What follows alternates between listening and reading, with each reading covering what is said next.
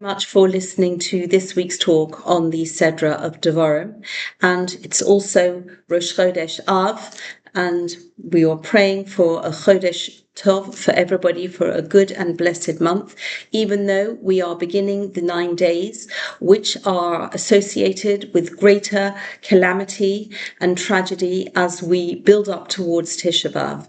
And we are dedicating our learning to the safety and success of all of the soldiers in the IDF and to the speedy and complete healing of all of the wounded and to refuah sheleima for Rivka Yittel bas Rochel.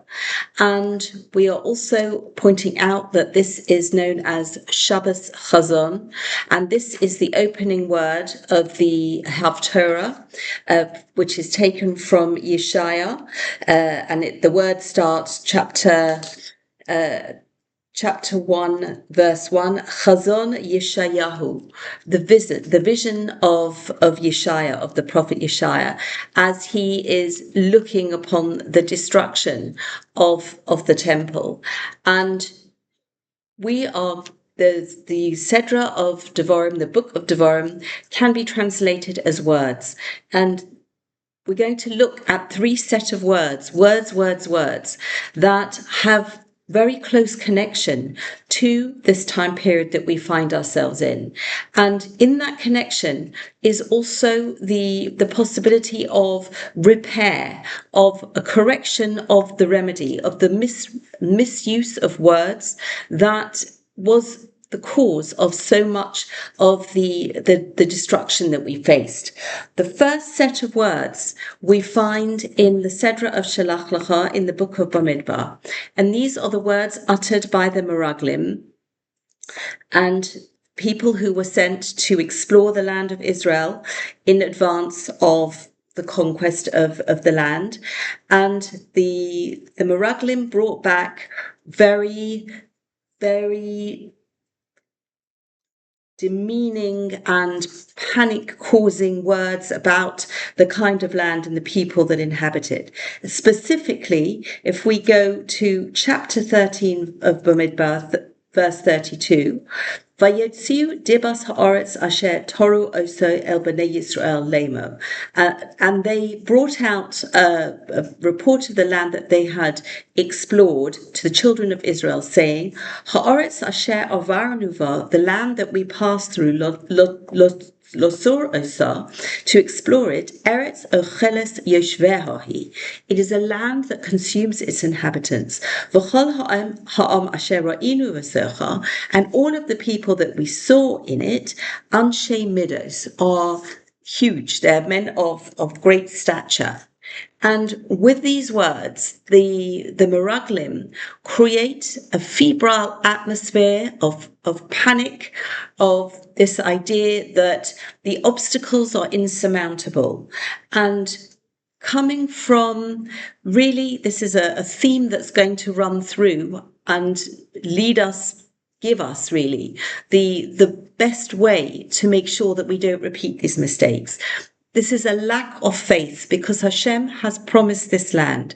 Hashem has promised that he is going to be with us if we heed his commandments.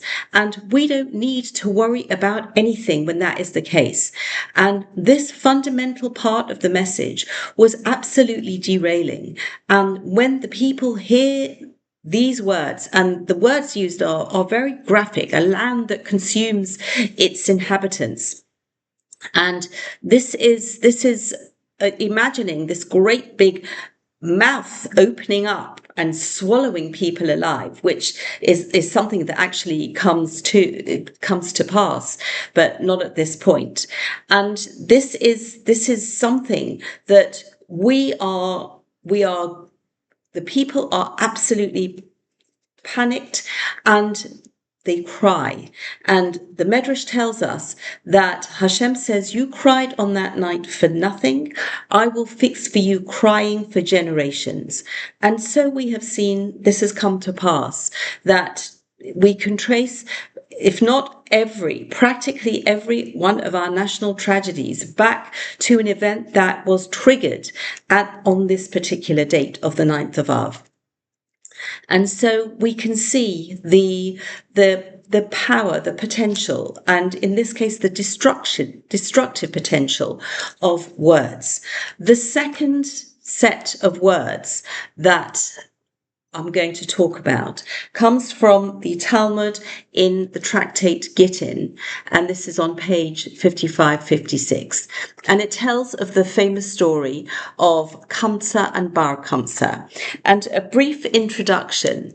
Their names sound very similar, and this was, on the one hand, a possible reason for the dreadful mistakes that occurred.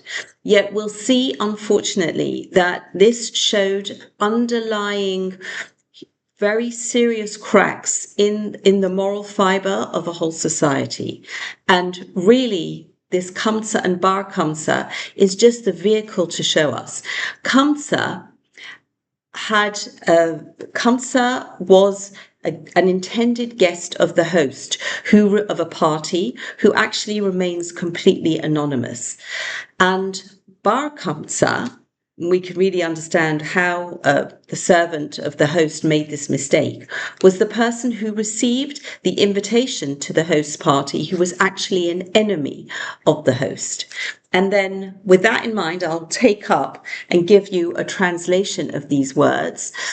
It happened this way. A certain man had a friend named Kamsa and an enemy called Bar Kamsa. He once made a party and said to his servant, "Go and bring Kamsa."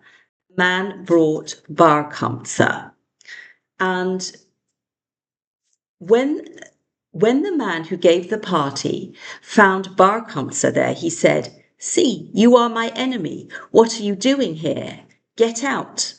Said the other, "Since I'm already here, let me stay, and I will pay you for whatever I eat and drink." Said the host, "Absolutely not." Bar Kamsa replies, "Then let me give you half the cost of the party." The host refused. Bar Kamsa continues, "Then let me pay for the whole party." Still the host refused and took him by the hand and threw him out. Said Bar Kamsa, "Since the rabbis were sitting there and did not stop him, this shows they agreed with him. I will go and inform against them to the government." He went and said to the emperor, "The Jews are rebelling against you." Said the emperor, "How can I know this is true?" "Send them an offering," said Bar Kamsa, "and see whether they will offer it on the altar." So he sent him with a fine calf. While on the way, Bar Kamsa made a blemish on its upper lip, or as some say, on the white of its eye, in a place where the Jewish people count it as a blemish, but the Roman authorities do not. The rabbis were inclined to offer it in order not to offend the government. Said Rabbi Zachariah ben Avkulas to them, "People will say that blemished animals are offered on the altar." They then proposed to kill Bar Kamsa so that he should not go and inform against them. But Rabbi Zachariah ben Avkulas said to them, "Is one who makes a blemish on a consecrated animal to be put to death?" Rabbi Yochanan thereupon remarked, "Because of the scrupulousness of Rabbi Zachariah ben Avkulas, our house has been destroyed, our temple burnt, and we ourselves exiled from our land." So, in this page of the Talmud, we have some shocking words. However many times I read them, I never cease to be aghast at this conversation that takes place. Firstly, that the host can humiliate Bar Kamsa in front of an assembly of clearly august people. How we hear Bar Kamsa pleading for his honor to be intact. Even he offers to pay first for his consumption, then for the whole party. You can really feel that desperation rising inside him. And then all of these words are so profoundly shocking, but equally the silence of the rabbis who are present and really when we talk about words and the catastrophic effect they can have, we can also think about sometimes the failure to say the right words, how that can be equally catastrophic when there is something that we are required to speak up about, to come to the aid of somebody, that we need to also reflect and learn from the absence of words. And then as we see somehow on every line of this horrible story, there is a level of responsibility that attaches. So this anonymous host, for example, how could he behave in this way? We don't even know his name. Perhaps he is an example of anybody in that society. And then how could it be that there are such obvious cliques and likes and dislikes that a person would be prepared to humiliate somebody, whatever they've done to them, in public in this manner, just for a similar sounding name, and it could make such a difference to our behavior.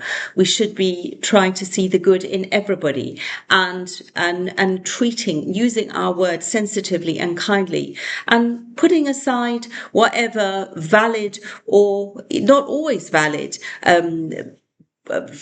reservations we might have, things we may have suffered at the hands, but let's just put that to aside and use as a paramount value, not the firm desire never to offend with our words, never to cause somebody to feel this level of shame and embarrassment. And these words echo down through the ages. These words are a constant reminder to us of what not to say, how not to behave, and sometimes when we need to actually stand up and say the right words. The third set of words come from this week's Sedra of Devarim. And this is in chapter 1, verse 12, where Moshe Rabbeinu, in the beginning of his final address to the people, says, Echa esa levadi, how can I alone carry this, torchachem, your trouble, umasachem, and your burden, verivchem, and your quarrels. And the parallel between the Echa that we find in the Sedra, that we invariably read before Tisha B'Av, when we will read the Megillah of Echa. Again, nothing is coincidence. And we have an echo of what is the echa of tragedy that is associated with this time period. But the focus actually this time is on these words, these three words to describe torchachem, troubles, your umasachem, and your burdens, verivchem, and your quarrels. So if we look at Rashi, and he says, your trouble, Melamed, this teaches us, Shehayu Yisrael Tarchanim, that Yisrael were troublesome. Haya echad mehem ro'eh es baldino, if one of them would see his adversary, Notseach Badin, winning the case, Omer, he would say, Yeshli Edim lahavi, I have witnesses to bring. Yeshli Rayos lahavi, I have proofs to bring. Mosef ani alechem dayonim, I am adding judges to you. Now these were what we would call spurious claims. The other party to the case did not have more witnesses, did not have more information. And this is the kind of senseless extra trouble and work. We say something is a tircha, it's an effort, and there's an implication that this is something that actually doesn't need to be done. Somebody is manufacturing problems. So that's the first category that was weighing Moshe Rabbeinu down. The second, masachem, your burden. Melame, this teaches us, shehayu apikorsin, that they were heretics. And this is really, I think, if we look at the lack of faith that was displayed in the portion of the Meraglim, when the assurances of Hashem, the promise of Hashem to be with us after all of the miracles that we had witnessed in the land of Egypt, coming out of Egypt, and the splitting of the Red Sea, and the receiving of the Torah. And this is the lack of faith. And this, why does Moshe Rabbeinu call the a burden, to call this lack of faith, call this failure to believe in the oneness and the authenticity of HaKadosh Baruch Hu. Why is that a burden? And in a talk on this week's Sedra, Rabbi Y.Y. Jacobson points out that when somebody is as what's called an apikoros, if somebody is a non-believer, then the burden of life's challenges, which invariably happen, the burden of anything that is part of the normal to and fro and up and down of life, is heavy on the shoulder. And although some people might say, oh, but actually keeping the mitzvah 613 do's and don'ts is so restrictive. But really, when you are connecting to Hashem through these 613 channels, through the words of the Torah, there is no burden on your shoulders, because the burden is lifted. The burden has seamlessly gone into the embrace of Hashem, who has given us a particular mission, who, yes, has set us certain challenges, but given us the wherewithal to overcome these challenges. And then when you are looking at life in this way, when you are looking at the events of your life in this way, then there is a lightness of that comfort of knowing, like a child, like a baby in its mother's embrace, knowing with full confidence that everything is going to be provided, the nourishment, the empathy, the warmth, everything is going to be provided by the mother, and there is no burden. And we can, when we see this word of Moshe Rabbeinu, this word masa, which is burden, we can understand how the fact that Rashi translates it as the burden of non-belief, really to understand that belief in Hashem is the most effective way to rise above the challenge and to complete the challenge, to see an entire existence, not just a physical existence of the duration of our physical lives, but see ourselves as part of a huge and wondrous picture, as part of the oneness of Hashem. And in this way, whether it is the huge giants that the Meraglim saw, they aren't going to be a problem for us when Hashem is with us. And when we are able to look at the words of Kamsa and Bar Kamsa, we can see how the conversations that happened in this part of the Gemara are showing again a lack of faith and trust in Hashem, that we can deviate so far from the words and messages of Torah as to have conversations like the conversation that I read out from that piece of Talmud. And then come to the words of Moshe Rabbeinu, who uses 3 words to describe the burden that he felt of the weight of the responsibility of teaching the children of Israel, bringing them to the land of Israel. And we can combine all of this to know that we are able to have the faith. Moshe Rabbeinu, in this whole book of Devarim, is going to give us the warnings that we need, the mitzvahs, the revision that we need. And in this way, we are going to feel that lightness of complete trust in Hashem and go forward to the bright future that, please God, will happen speedily in our time. Wishing everybody Chodesh Tov and Shabbat Shalom. Thank you very much for listening.